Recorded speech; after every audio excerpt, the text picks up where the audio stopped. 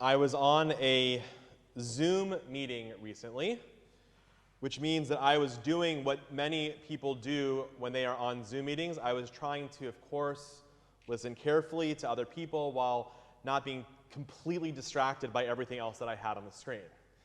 And there were 8 people on the screen, all of whom were saying thoughtful things.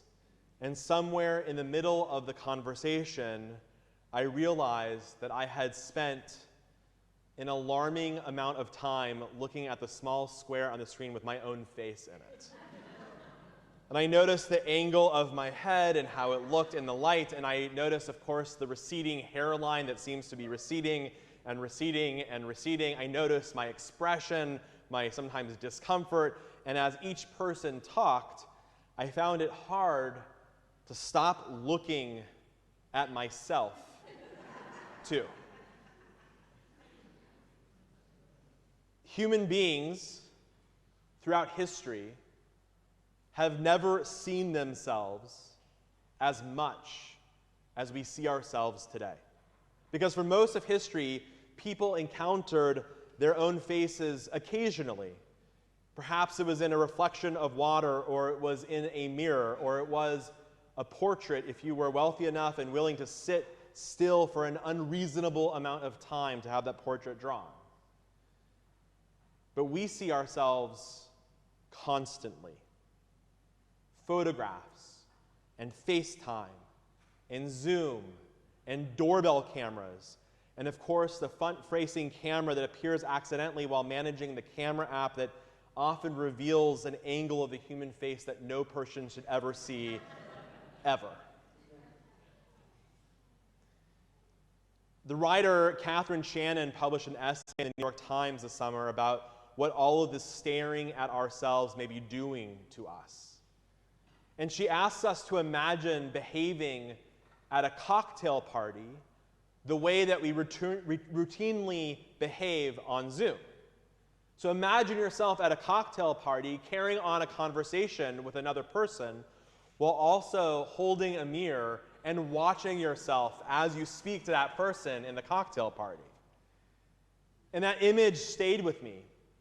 It stayed with me because, even more than the 7 people who were on the screen, who had been there the whole time, I realized that those 7 faces also had 7 lives. 7 people trying to say something. And somehow my attention had narrowed on myself until the most of the screen had somehow become the background. And I think that we do this in life with more than just Zoom.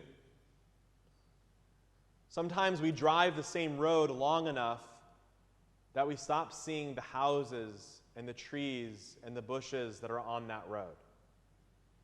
We live in the same home long enough that we stop hearing those sort of unique sounds that that house makes.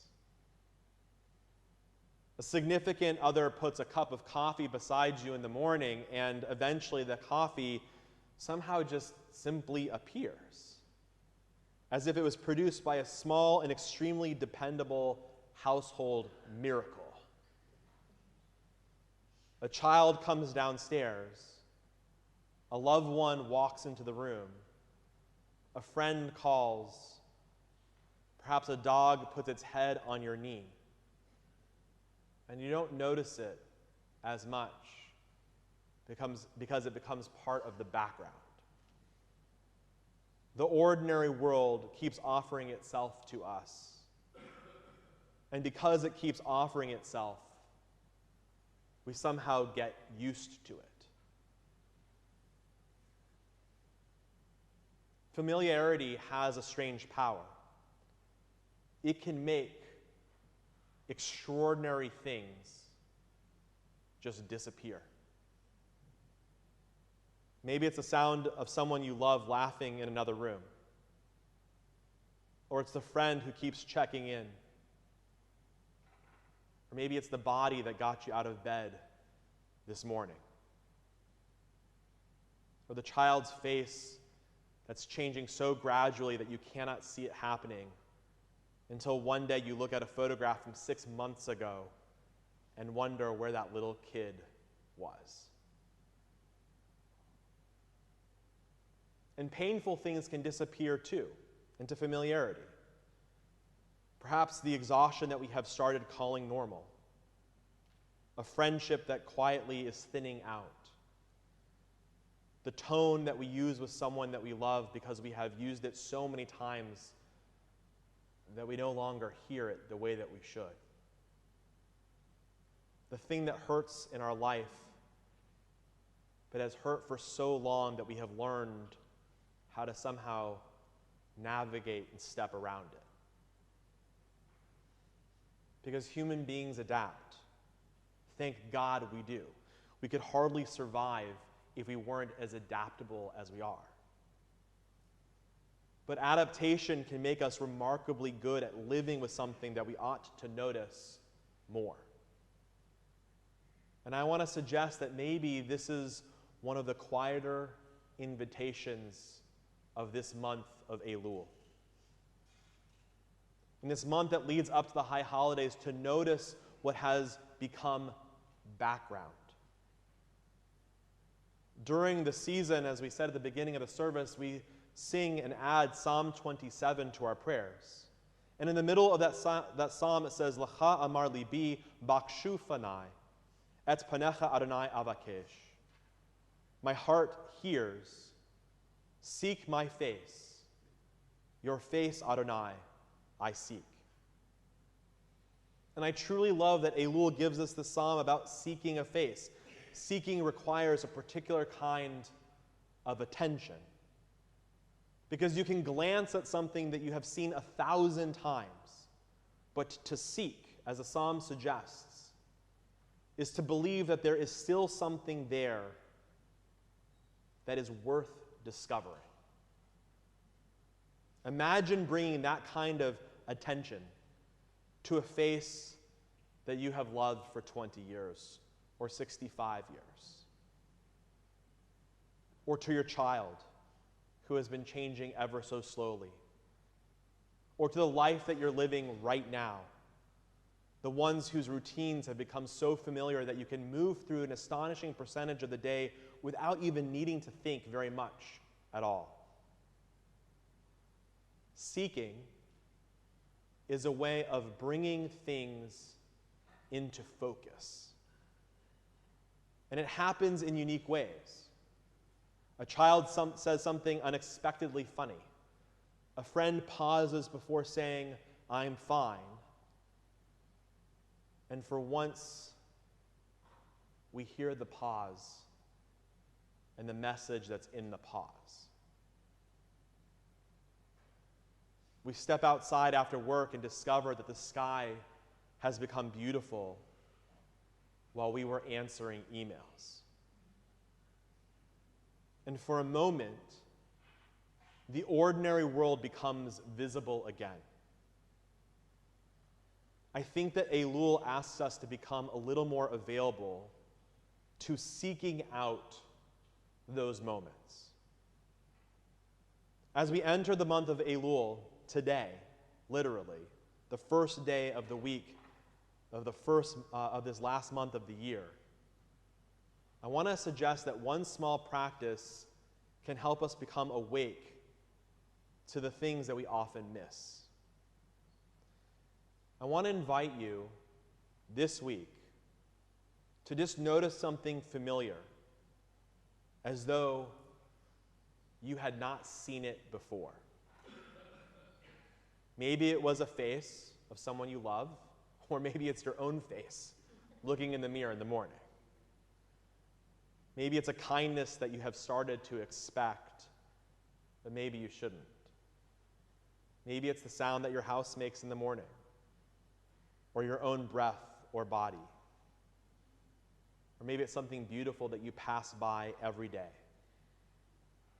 And in this week, ask yourself, what have I stopped seeing because it's always there? and then just stay there for a moment. Just give your attention. Because we have a strange way of discovering the value of ordinary things when we give our attention. Sometimes things change, and when we give our attention, what had been in the background comes rushing forward, and we see it, and we realize the value of it in our lives.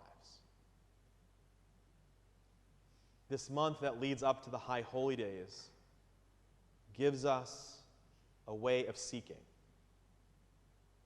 For 1 month, Judaism asks us to begin seeing, to look at the person across the table while they're still across the table, to hear the laugh from the other room while it's still coming from the other room,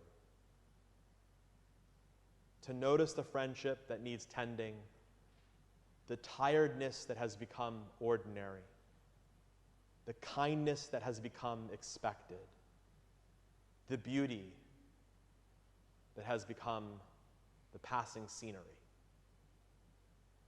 Bakshu fanai, seek the face, look again. There's still something here worth discovering. And maybe that is where Elul begins, before the promises, before the apologies of the high holidays, before we decide who we hope to become at Rosh Hashanah, before we learn to see again. We start with the life that we have grown accustomed to, the people we've stopped noticing, the patterns that have become so familiar that we mistake them for who we are. And the shofar that we heard earlier tonight invites us to wake up.